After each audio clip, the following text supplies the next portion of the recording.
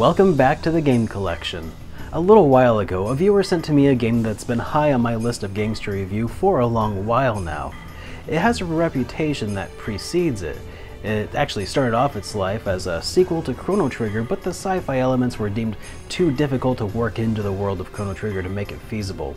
So instead, they changed titles and said that this game was going to be Final Fantasy VII.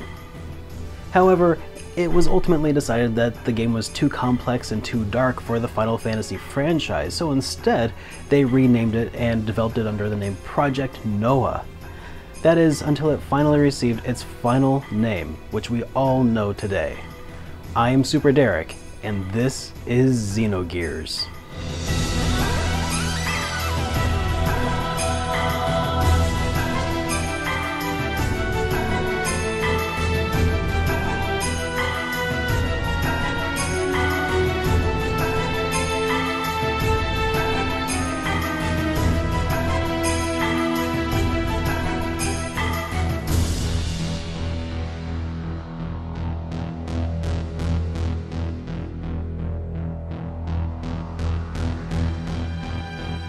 Xenogears is a science fiction turn-based RPG that takes place in the distant future. It was created by Tetsuya Takahashi, developed by SquareSoft, and released in 1998. It was the first entry in a collection of loosely related games, sometimes referred to as the Xeno series, a series which includes Xenogears, the Xenosaga trilogy, and most recently, the Xenoblade series. The plot of Xenogears is a tapestry of events spanning millennia, and the scope of these events could fuel its own branch of mythological study called Xenonomy. And in fact, with the release of Xenogears Perfect Works, you've already got yourself a pretty substantial textbook, complete with an authentic college textbook price tag. And we can't even begin to talk about the ambition behind this game without mentioning that this game was supposed to be part 5 of a 6-part saga.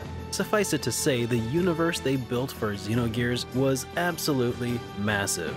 The story of Xenogears picks up as our hero Faye prepares to attend a wedding. His two best friends are getting married, and it's the talk of the town. But disaster strikes the small village when a battle between warring forces clashes directly on top of the village. In a desperate act, Faye enters an empty mech and attempts to defend his village, but bloodlust overtakes him in an explosion of energy and carnage.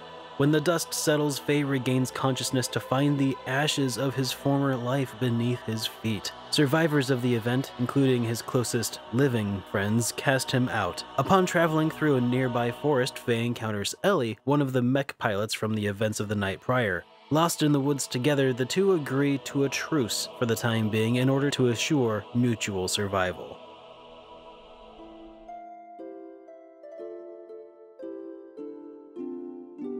The story of the game is a long and winding one. The plot centers around chance meetings and destined encounters, immortality and transhumanism, and sorrow and revenge. The overall tone established by these themes feels very somber and was handled very maturely.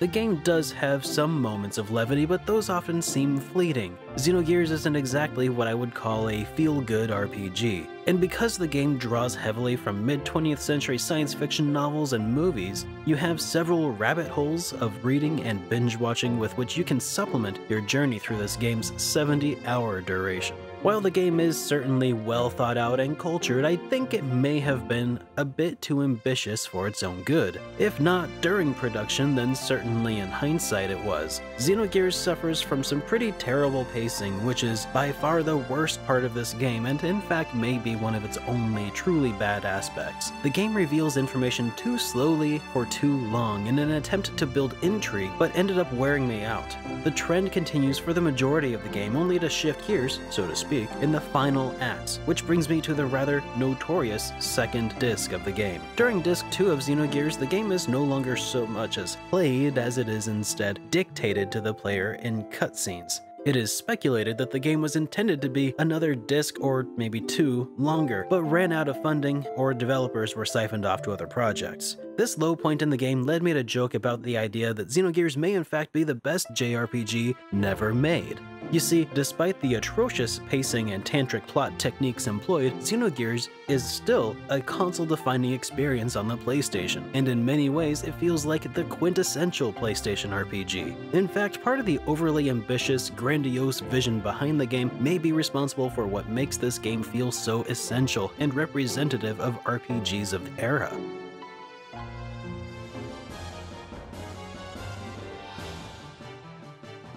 Including the arena battles, Xenogears has 3 distinct combat systems. 2 of these combat systems you'll engage in on a regular basis as you progress through the game.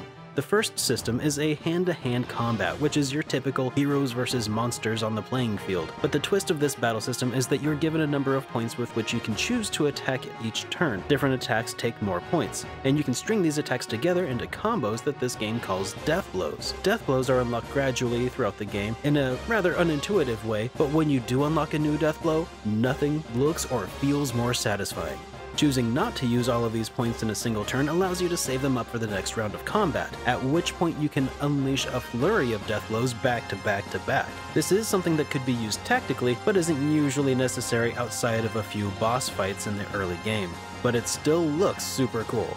This battle system otherwise contains all of the usual trappings of JRPGs of the time, including magic, which this game calls ether, healing buffs and debuffs, and so on. The other battle system that this game has is what happens when you fight enemies from within your giant mecha. When battling from within your gears, attacks obviously do way more damage and you take way less damage. However, attacking from within a gear costs fuel, which can be hard to come by, especially in the early part of the game. In addition, repairing gears in the field is also not possible for the first portion of the game, and when that does become available, it uses a lot of that aforementioned fuel.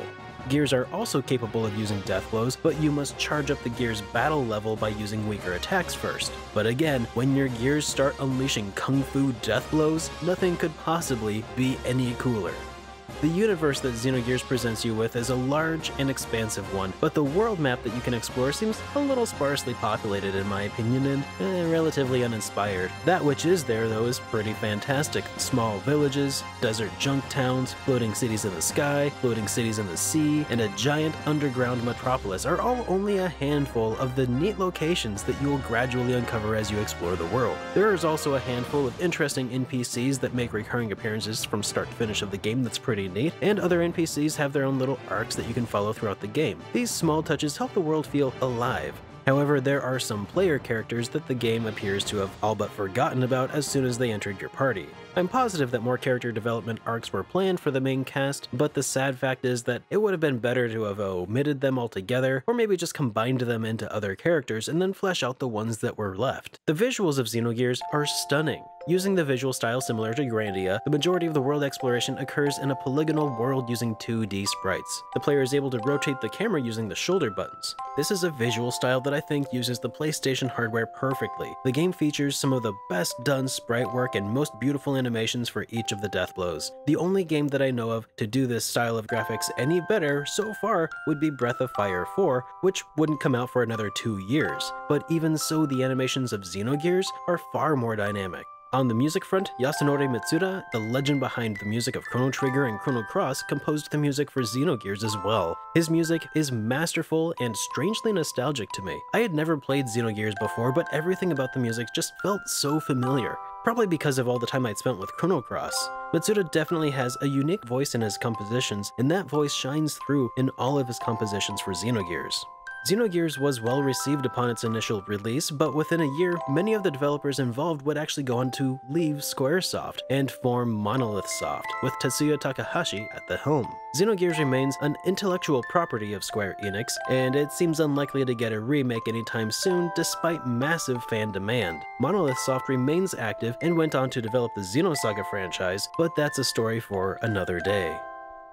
Xenogears is a wonderful game that has some pretty big flaws that, in my opinion, hold it back from reaching the upper echelons of JRPG greatness alongside its Chrono cousins.